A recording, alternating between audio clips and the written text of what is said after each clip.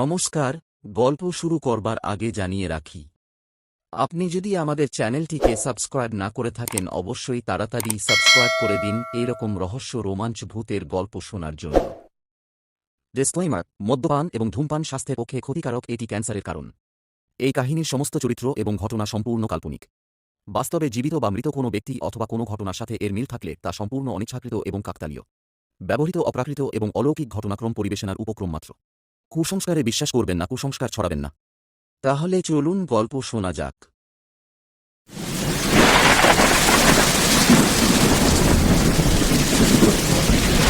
বলেন কি ঠাকুর মশাই, তাহলে তাহলে আপনি সেদিন বেঁচে ফিরলেন কি করে? তবে ঘটনাটা তোমায় খুলেই বলি। তখন আশ্বিনের মাঝামাঝি পঞ্চমীতে রিজু পাড়ি দিয়েছিল নিউ ইয়র্ক। সেখানে একটা আগমনী সম্মেলনীতে গান গেয়ে সোজা উড়ে গিয়েছিল লন্ডন। তারপর অষ্টমীর সকালে আবার ফিরে এসেছিল এই রাজপুরে। সেবার এই নতুন সংঘ ক্লাবের দুর্গাপুজোয় মহা ধুমধাম, আর সেখানে প্রধান অতিথি সদ্য বিলেত ফেরত রিজু গায়েন। শেষ কয়েক বছর ধরেই ওর মধ্যে একটা বিরাট পরিবর্তন লক্ষ্য করেছিলাম আমি। বয়সে ছোট হলেও রিজুকে আমি বন্ধুর চোখেই দেখতাম। তাই ওর মধ্যে ক্রমশ বেড়ে ওঠা দম্ভের প্রাচীর চোখে পড়তে আমার বেশি সময় লাগেনি।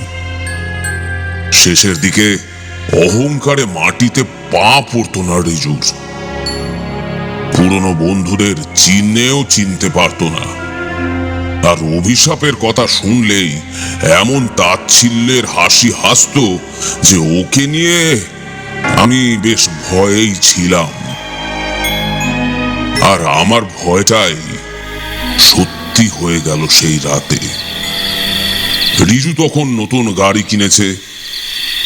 ঠাকুর দেখে ফেরার পথে একদিন রিজু আমায় বলল, গাড়িতে বসো না শঙ্করদা, ফেরার পথে বাড়ির কাছে নামিয়ে দিচ্ছি তোমায়। ওর গলা শুনেই আমি বুঝেছিলাম আকণ্ঠ মদ্যপান করে আছে। সংযত গলায় বললাম, না রে, তুই যা, আমি রিক্সা ধরে নিচ্ছি। ওই ভাঙাচোরা রাস্তা রিক্সা ধরবে? ও, তোমরা সেই গরিবই থেকে গেলে শঙ্করদা।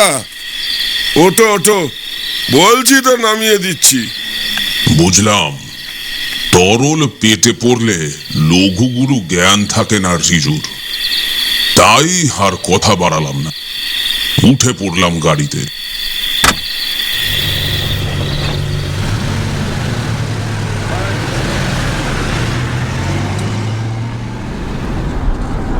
এমনিতেও এত রাতে রিক্সা পাবো না হয়তো। গাড়ির চাকা কিছুটা গড়াতে না গড়াতে গুনগুন করে গান ধরল রিজু। যে সে গান নয়, খোদ শাস্ত্রীয় সঙ্গীত। মদ্যপ অবস্থায় ব্যাপারটা অসম্মানজনক ঠেকলেও ওর গলায় তখন একটা বেশ মজলিসি আমেজ জড়িয়ে রয়েছে। আমি বললাম, গাড়ি চালাচ্ছিস মন দিয়ে চালা না, আবার গান শুরু করলি কেন? রিজু যেন সেদিন পণ করেছিল কারোর পরামর্শ নেবে না। সে আরো জোরে জোরে ভাঁজতে শুরু করলো সুরটা। আমি এবার ধমকের সুরে বললাম, কি হচ্ছে কি রিজু? মাত্র একদিনের জন্য এসেছিস, তাড়াতাড়ি বাড়ি যা, তোর মা অপেক্ষা করছে। রিজু এইবার বুঝতে পারলো আমার আপত্তির জায়গাটা।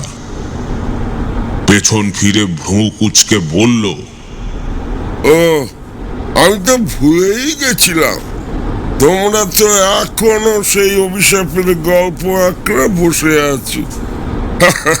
সত্যি শঙ্করদা, এই গেমেই রয়ে গেলে। আমি বুঝতে পারলাম রিজু কোন দিকে পা বাড়াচ্ছে। তাই অপমানটা মুখ বুঝে সহ্য করে বললাম, গ্রামের মানুষ গ্রাম্য হবে সেটাই তো স্বাভাবিক। তুই গাড়িটা ঘুরিয়ে বরং মুখার্জিদের বাড়ির পাশের পথটা ধর, ওই দিকটা শর্টকাট হবে। মানে তুমিও বলছো আবার তোমাদের মতন ওই অশরীরীর ভয়ে গুটিয়ে থাকতে? কথাটা শেষ করতেই রিজু আচমকা ব্রেক কষল, পুরোপুরি আমার দিকে ঘুরে বলল, আর এই বান্দা কাউকে পরোয়া করে না শঙ্কর দা। আমার বুকটা ভয় ঢিপ ঢিপ করে উঠল। বললাম, নিজের গুরুর নামে ওভাবে বলতে নেই রিজু। মানছি এখন তুই কলকাতায় গিয়ে অনেক বড় পণ্ডিতদের কাছে তালিম নিচ্ছিস, তবু তোর শিকড় কিন্তু এখানে, সেটা ভুলে যাস না। আমি এখন গোটা দুনিয়া চষে বেড়াই শঙ্কর দা। এই আজ বিলেত, তো কাল মার্কিন মুলুক পাড়ি দিচ্ছি। কলকাতায় বড় বড় প্রোগ্রামে আমার গান শোনার জন্য লোকে ঘন্টার পর ঘন্টা অপেক্ষা করে। এই তো গত পরশু হলে শয়ে শয়ে লোক চোখ বুজে সারা রাত ধৈর্য ধরে বসেছিল এই সিটে। কেউ এক চুলো নিজের জায়গা থেকে নড়তে পারেনি। এই রিজু গায়নকে তুমি ভয় দেখাচ্ছ শঙ্কর দা? আমি আবারও কোনো কথা গায়ে না মেখে বললাম, তোকে ভয় দেখিয়ে আমার কোনো লাভ নেই রিজু, আর তর্ক করে তো আরোই নেই। তুই উন্নতি করেছিস, এটা আমাদের রাজপুরের গর্ব। একটা তাচ্ছিল্যের হাসি হেসে উঠল রিজু। কারো সারা কোনো গর্ব নেই। সবাই এখন সেই দুই মহান শিল্পীর স্মৃতি আঁকড়ে বসে আছে। গোটা বিশ্ব জয় করে ফেললাম, শুধু এই রাজপুরের মানুষের মন পেলাম না। ছোটবেলায় যখন শিখতাম এখানে, এ বড় বড় বাতেলা দিত সব। সঙ্গীত নাকি সাধনা, ভোরবেলা কিছু না খেয়ে রেওয়াজে বসতে হবে। ওই ধুতি পাঞ্জাবি ছাড়া আর কিছু নাকি পড়া যাবে না। তারা আজ কোথায় কোথায় শঙ্করদা? ওই তো শ্মশানে দুজন ফুরুছে। রিজুর কথায় টনক নড়ল আমার। অন্ধকারে ভালো করে দেখিনি, সত্যিই তো আমাদের গাড়িটা এসে দাঁড়িয়েছে ঠিক পোড়ো দিঘির মন্দিরের কাছে। আমি প্রমাদ গুনলাম, তাড়াতাড়ি চালা রিজু, তোর বাকি কথা বাড়ি গিয়ে শুনছি। রিজু আমার কথা তোয়াক্কা করলো না, উল্টে গাড়ির দরজা খুলে নেমে পড়ল। আমার মন তখন কু ডাকতে শুরু করে দিয়েছে। বুঝতে পারছিলাম আজ রাতে ভয়ঙ্কর কিছু ঘটবেই।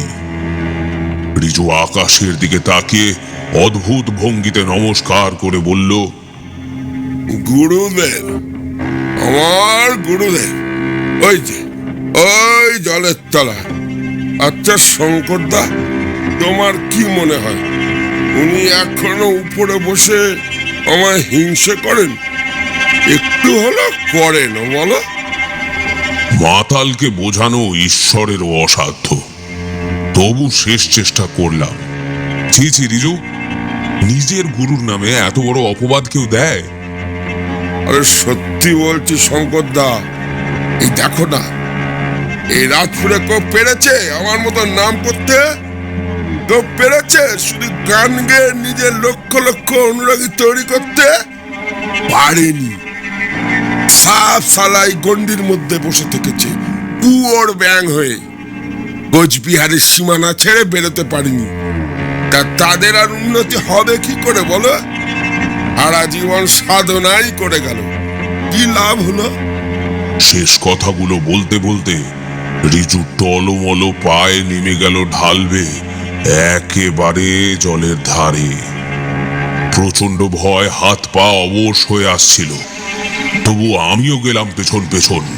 বললাম, এবার চল রিজু, অনেক রাত হয়েছে, পাগলামি করিস না।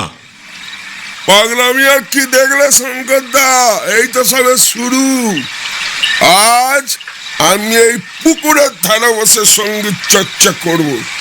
দেখি তো কিসের অভিশাপ আর কার বাবা এসে আমায় আটকায়। বলে আবার টলতে টলতে উঠে দাঁড়িয়ে শ্মশানের দিকে মুখ ঘুরিয়ে চিৎকার করে উঠল রিজু।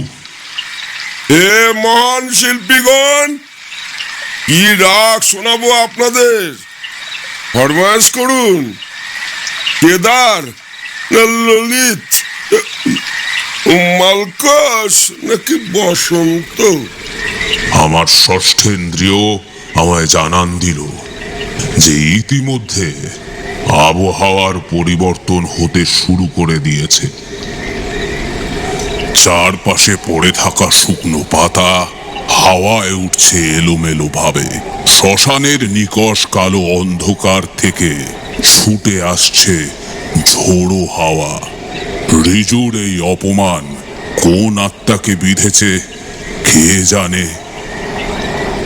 রিজু হাঁটা থামালো না, টুলতে টুলতে গিয়ে পাড়ের ওপর উঠে শ্মশানে গিয়ে দাঁড়ালো। আর তারপর শুকনো পাতার ওপর ধপ করে বসে পড়ল। গাইতে শুরু করলো একটা রাগ। রাতের নিস্তব্ধতায় ঝনঝন করে উঠল ওর সুরের ঝংকার। কিছুক্ষণ দাঁড়িয়ে ওর আলাপ শুনলাম আমি, আর শুনেই বুঝলাম কেন রাজপুরের মানুষ ওর গানের মর্ম বুঝতে পারেনি।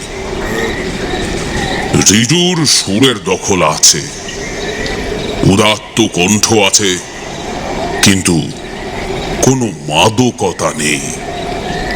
যেন নির্দিষ্ট ছন্দে সুর মিলিয়ে কেবল যান্ত্রিকভাবে কেউ গেয়ে চলেছে কোনো গান। তা কানকে তৃপ্তি দেয় কিন্তু মনকে শান্তি দেয় না। এদিকে ঝোড়ো হাওয়ার গতি বেড়েই চলেছে। মন্দির থেকে বাদুড়ের ঝাঁক ডানা ঝাপটিয়ে উড়ে যাচ্ছে শ্মশানের দিকে। আর তারপরে যা দেখলাম তাতে আমার চোখ ঠিকরে বেরিয়ে এলো।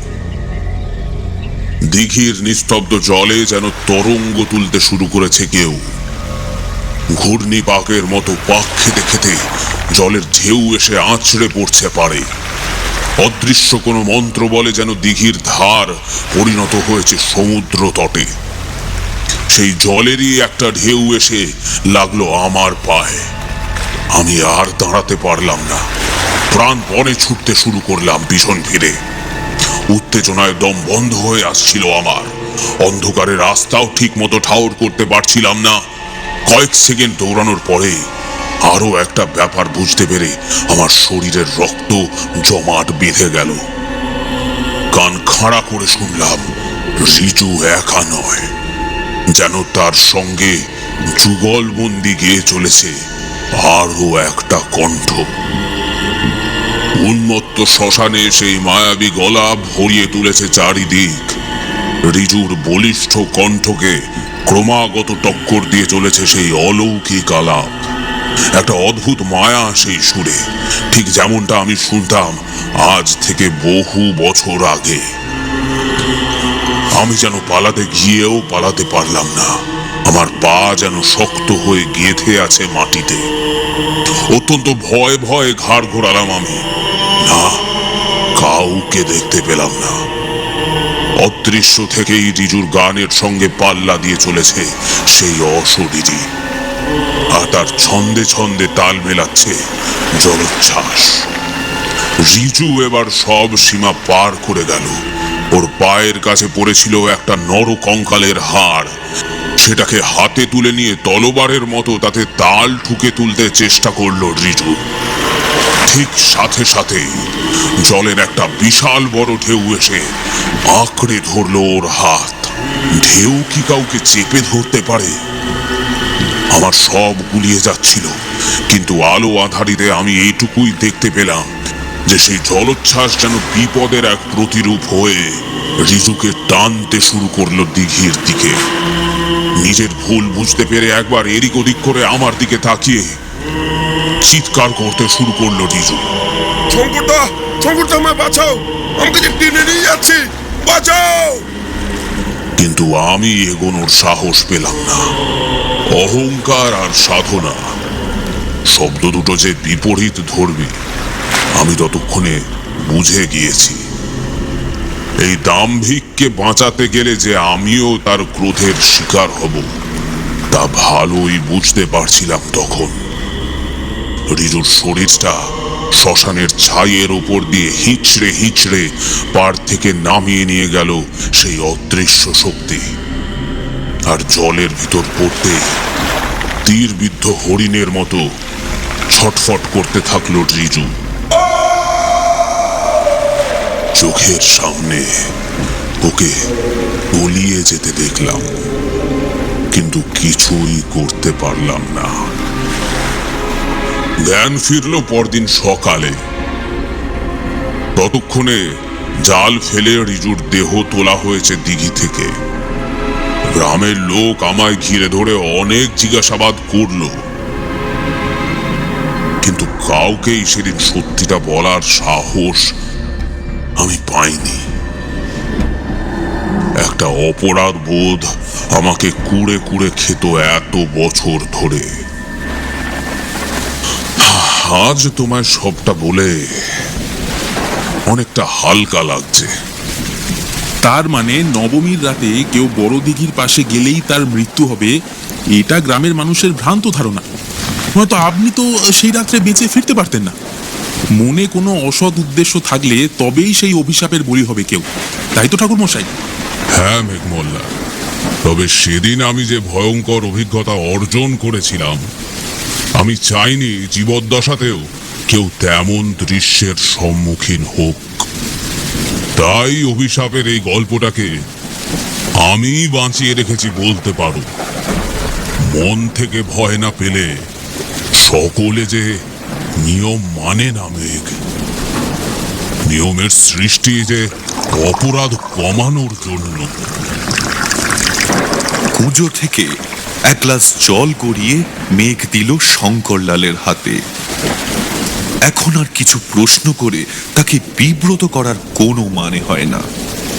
মেঘ নিঃশব্দে দাঁড়ালো জানালার পাশে। এই রাজপুরের গুরুভার সেই তুলে নেবে, কপালে যাই থাক। সত্যিকে প্রমাণ করতে সে পিছপা হবে না।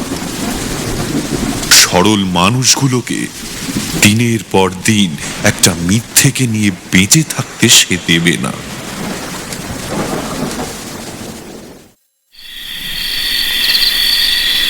মাঝে দিন 15 কেটে গেছে। এবছর দুর্গাপুজো অক্টোবরের শেষে পড়েছে বলে শীত একটু বেশি। মেঘ কলকাতা গিয়েছিল, কিন্তু মন টেকেনি। সপ্তমীটা কাটিয়েই অষ্টমীর সকাল সকাল সে ফিরে এসেছে রাজপুরে। এখানে পুজো বলতে হাতে গোনা কয়েকটা ক্লাবের পুজো। অফিস লাগোয়া একটা ক্লাবেই আড্ডা দিয়ে কাটলো নবমীর সন্ধ্যাটা। তারপর যে যার মতো ফিরে গেল ঘরে। মেঘও ফিরল। সোহিনীর চোখ এড়িয়ে তখনই যে শ্মশানে যাওয়া যাবে না সে জানতো। সোহিনীর মা আজ বড় আদর করে মাংস রেঁধেছেন। লুচি মাংস খেয়ে মাসিমার হাতের রান্নার খানিক সুখ্যাতি করে সে শুতে গেল। সদর দরজায় যে তালা পড়ে গেছে আর চোখে আগেই সে দেখে নিয়েছে। তবে মেন গেট খুলে পালানোর প্ল্যান এমনিও মেঘের ছিল না। সিঁড়ির ঘরের জানালায় চিক দুটো যে ভেঙে পড়ে গিয়েছে তা খেয়াল করেছে ও অনেকদিনই। চুপচাপ ঘরে গিয়ে ঘন্টাখানেক অপেক্ষা করল মেঘ।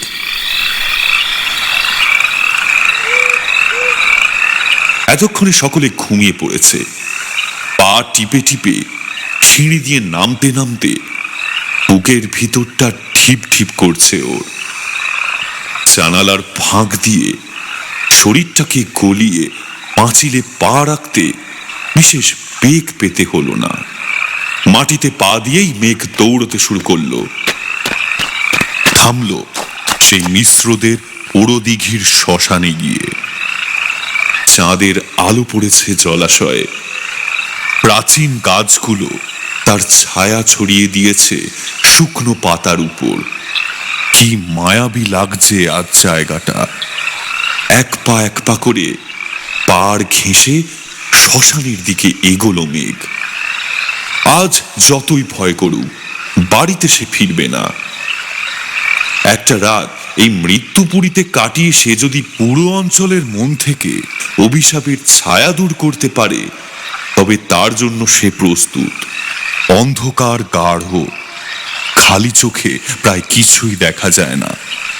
মোবাইলে ফ্ল্যাশ লাইটটা জ্বালিয়ে মেঘ এগোলো। ছাইয়ে ঢাকা শ্মশান এখন শুকনো পাতার আচ্ছাদনে আবৃত। আয়তনে খুব একটা বড় নয়। এক জায়গায় এসে মেঘ থামল। এখানেই হয়তো পাশাপাশি চিতায় দগ্ধ হয়েছিল দুই সঙ্গীতজ্ঞের দেহ। মনে হতেই বুকটা হু হু করে উঠল ওর। ছোটবেলা থেকে বাবার কাছে মেঘও তালিম নিয়েছে। গান বাজনার মর্ম ও বোঝে। বাবা বলতেন, সঙ্গীত সাধনা মানুষকে সংযত করে। এত পরশ্রী কাতর কি শিল্পীরা হন? কিসে একটা পা লেগে সামনে হুমড়ি খেয়ে পড়ল মেঘ। মোবাইলটা মাটিতে পড়ে বন্ধ হয়ে গেল। কিছুতেই আর অন করা যাচ্ছে না। কোথা থেকে যেন হাওয়ার দাপট এসে ধাক্কা মারছে অসত্য গাছে। সকাল থেকে আকাশের মুখ ভার, আবার বৃষ্টি না নামে। হাওয়ায় ধুলো আর ছাই উড়ে এসে লাগছে মেঘের মুখে। কিছুদিন আগে শোনা শঙ্করলালের অভিজ্ঞতার কথা মনে পড়ে গেল মেঘের। এবার একটু শিরশিরে ভয় দানা বাঁধছে ওর মনে। অন্ধকারে নিজের মোবাইলটুকু খোঁজারও ওর ক্ষমতা নেই। হঠাৎ সেই ভয়কে আরো গাঢ় করতে পিছন থেকে শুনতে পেল শুকনো পাতা দিয়ে কার যেন হেঁটে আসার শব্দ। মেঘ উঠে দাঁড়ালো। ওলট পালট হাওয়া কাটিয়ে এগিয়ে গেল শ্মশান পেরিয়ে মন্দিরের দিকে। বিপদ যে কোন দিক থেকে আসছে তা বোঝা দুষ্কর। কানকে ভরসা করে বুঝল ক্রমশ শুকনো পাতায় পা ফেলে খুব কাছাকাছি এসে পড়েছে এক নারী মূর্তি। তার মুখ বিন্দু মাত্র দেখা যাচ্ছে না। খোলা চুলগুলো হাওয়ার ঝাপটায় এদিক ওদিক দুলছে। জলে পড়ে থাকা দেবী মূর্তির চুলের কথা মনে পড়ে গেল মেঘের। তবে কি এই সেই মূর্তিমতি বিপদ? শঙ্করলাল ঘোষাল তাকে নিজের সন্দেহের কথা জানিয়েছেন ঠিকই, কিন্তু রাতে এই দিঘির পাড়ে আসতে তারও তো সম্মতি ছিল না। হে ভগবান, তবে কি আজকের রাতটাই তার শেষ রাত? কে? কাঁপা কাঁপা গলায় তবু অপ্রাসঙ্গিক প্রশ্নটা মেঘ করে ফেলল। কোনো উত্তর এলো না। শুধু পায়ে পায়ে নারী মূর্তি আরো এগিয়ে এলো মেঘ মল্লারের দিকে। এবার একদম কাছে এসে গিয়েছে তার। পিছতে পিছতে মেঘ দেখল অসত্য গাছের পিঠ থেকে গিয়েছে ও। আর বোধহয় শেষ রক্ষা হলো না। তখনই মেয়েটি ছাপিয়ে পড়ল ওর বুকে।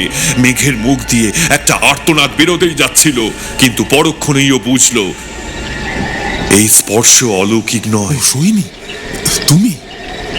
মেঘ শুকনো গলায় বলল। সোহিনী উত্তর দিল না।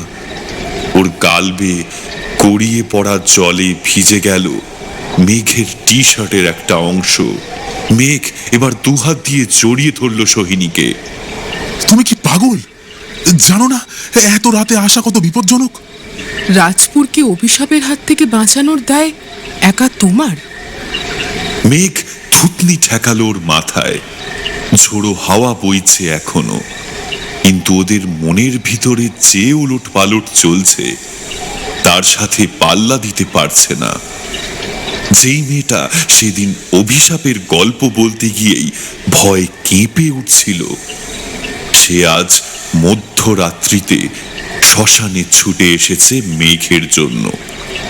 ভালোবাসা কি একেই বলে?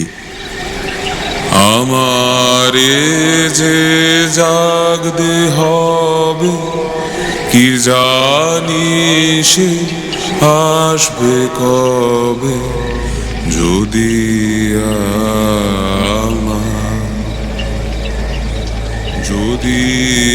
আমার পরে সোহিনী ছিটকে উঠল মেঘের বুকের ভিতর থেকে। এতক্ষণ একটা মোহময় আবেশে পরিস্থিতি ভুলতে বসেছিল সে।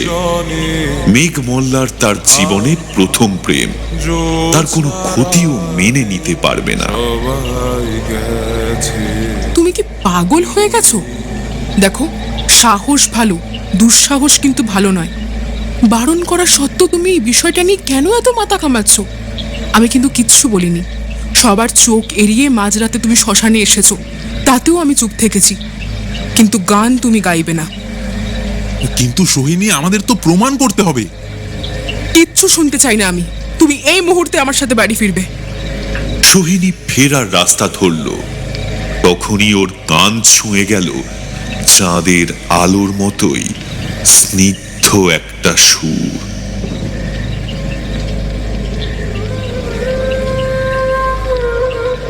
এখন আর গান গাইছে না মেঘ, পকেট থেকে বের করে এনেছে একটা বাঁশি। অদ্ভুত সুন্দর একটা সুর তুলেছে সে। সোহিনীর ইচ্ছে করল এক্ষুনি ছুটে গিয়ে ওর হাত থেকে বাঁশিটা ছিনিয়ে নেয়, কিন্তু পারল না। অবাক দৃষ্টিতে তাকিয়ে থাকলো ওর ভালোবাসার মানুষটার দিকে।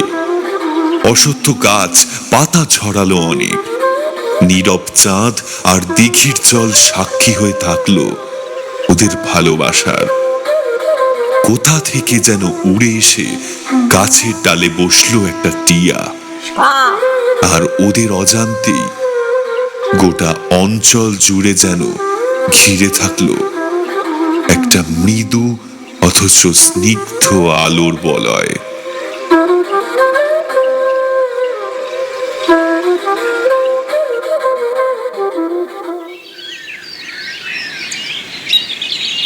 শঙ্কর জেঠু এসেছেন, তোমরা কথা বলো, আমি চা নিয়ে আসছি। শঙ্করলাল চেয়ারে বসে বললেন, কি খেল দেখালে হে! গোটা গ্রাম তো তোমায় ধন্য ধন্য করছে। কেউ কেউ অবশ্য অবিশ্বাস করে বলছে তুমি পরদিন ভোর ভোর ওখানে গিয়ে নাম কেনার চেষ্টা করছো। তবে তোমার সাহস নিয়ে আমার মনে কোনো সন্দেহ নেই। মেঘ হাসল। এরকম একজন মানুষের থেকে প্রশংসা শুনতে কার না ভালো লাগে। মেঘ বলল, প্রথমটায় ভয়ে যে করেনি তা নয়, তবে আপনার বলা কথাগুলোই আমার শক্তি হয়ে উঠেছিল। সততার নিষ্ঠা আমায় বাঁচিয়ে দিয়েছিল সেই রাতে। তবে ঠাকুরমশাই, সেদিন রাতে শ্মশানে শুধু অভিশাপ খণ্ডন করতে আমি যাইনি, গিয়েছিলাম নিজের মনের সঙ্গে একটু বোঝাপড়া করতে। আপনি আমার থেকে সত্যিটা গোপন না করলেও পারতেন। শেষ কথাটায় শঙ্করলালের কপালে ভাঁজ পড়ল। তিনি বললেন, এর অর্থ? দেখুন, সবটাই আমার অনুমান। কোনো প্রমাণ হয়তো আমি দিতে পারবো না, তবে ভুল হলে আপনি ধরিয়ে দেবেন। কেন জানি না, ঘটনাগুলোর সমীকরণ মেলাতে গিয়েই আমার মাথায় পুরোটা পরিষ্কার হয়। আজ পর্যন্ত রাজপুর বহিরাগত যেই লোকটাকে দোষারোপ করে এসেছে, যার নামে কলঙ্ক ছড়িয়ে গিয়েছে, সে তো খুনি নয়। তাকে তো খুনি বানিয়েছে অন্য কেউ। রুদ্রমোহন ধ্রুপদ মিশ্রের নয়, বরং ধ্রুপদ মিশ্রই যে রুদ্রমোহনের মৃত্যুর জন্য দায়ী তা তো আপনি জানতেন, তাই না ঠাকুরমশাই? শঙ্করলালের মুখ রক্তাভ হয়ে উঠল। তুমি সত্যি বুদ্ধিমান মেঘমল্লার। আজ অব্দি কেউ যেই রহস্যের শিকড় খুঁজে পায়নি, তুমি তা এই কদিনেই অনুমান করতে পেরেছ। তোমার আমাকেও মিথ্যাচারী ভাবাটা স্বাভাবিক। তবে মিশ্র পরিবার আমার অন্নদাতা। আমার বাপ ঠাকুরদা তাদের একান্ত অনুগত ছিলেন। তাছাড়া যে মানুষটাই আজ ইহলোকে নেই, তার বদনাম করে আমি কি বা পেতাম? তাই কোনোদিন কাউকে সত্যিটা বলার সৎ সাহস আমার হয়নি। দুজনের মৃত্যু তো একই রাতে, তবু কে কাকে মেরেছে এটা আপনার কাছে কি করে পরিষ্কার হয়েছিল তখন? ওই সময় যে 2-4 জনকে ধ্রুপদ মিশ্রের মৃতদেহ দেখতে সুযোগ দেওয়া হয়েছিল, আমি তার মধ্যে একজন। আজ এত বছর পরেও সেই দৃশ্য মনে পড়লে আমার সর্বাঙ্গে কাঁটা দেয়। তুমি দেখলেই বুঝতে পারতে ওই রকম নৃশংস হত্যা কোনো মানুষ করতে পারে না। মানুষে করতে পারে না? তবে কি অলৌকিক কোনো শক্তি? এখনো বুঝলে না? তবে তোমায় খুলেই বলি। রুদ্রমোহন এই অঞ্চলের নতুন লোক ছিলেন, কিন্তু তার গুণমুগ্ধ শ্রোতা আর ছাত্রছাত্রী যেভাবে বাড়ছিল, তাতে রাতারাতি তিনি হয়ে উঠেছিলেন কোচবিহারের নক্ষত্র। ধ্রুপদ মিশ্র তখন এমনিতেও বয়সের ভারে কিছুটা কাবু, তবে তার ছেলেকে তিনি তৈরি করেছেন দীর্ঘ 20 বছর তালিম দিয়ে। তার ঘরানা শেষ হতে দিতে তিনি পারেন না। হিংসা বড় বিষম বস্তু মেঘমল্লার। মানুষকে যে কোন পর্যায়ে নামিয়ে আনে তা সে নিজেও টের পায় না। কামাখ্যা কামরূপ দর্শন করে ফেরার পরেই মাতঙ্গী পুজোর ধুম শুরু হয় ধ্রুপদ বাবুর। তবে তখন আমি বুঝিনি যে নিজের যশ বৃদ্ধি এই সাধনার একমাত্র উদ্দেশ্য নয়। এই তন্ত্র সাধনায় উন্নতি করতে পারলে অন্যকে নিজের বশীভূত করে তাকে দিয়ে যা ইচ্ছে করানো যায়। বিশেষ সংকল্প করে চিতায় বসে 9 রাত মন্ত্র পাঠ করে গিয়েছিলেন ধ্রুপদ মিশ্র। তার যোগ বলেই রুদ্রমোহনকে টেনে নিয়ে গিয়েছিলেন এই দিঘির পাড়ে। জীবনের সব কিছু ফিকে লেগেছিল রুদ্রমোহনের।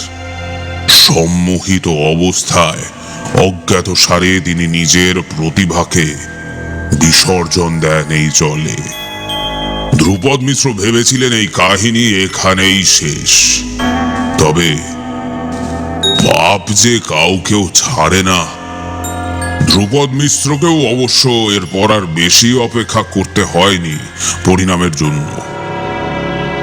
রুদ্রমোহনের আত্মা সেই রাতেই তাকে ছিন্ন ভিন্ন করে দিয়েছিল। তার অহংকার ওই শ্মশানের ছাইতেই মিশিয়ে দেয়।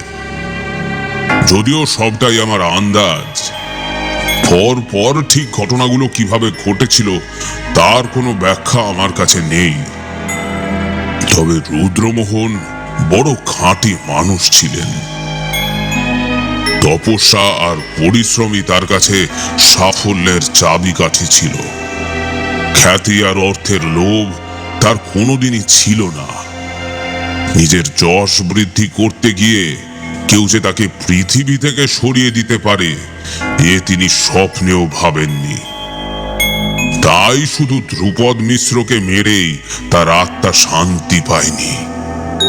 অহংকার যে কখনো শিল্পীর অলংকার হতে পারে না, এই তিনি প্রত্যেক সঙ্গীত সাধককে বোঝাতে চেয়েছিলেন।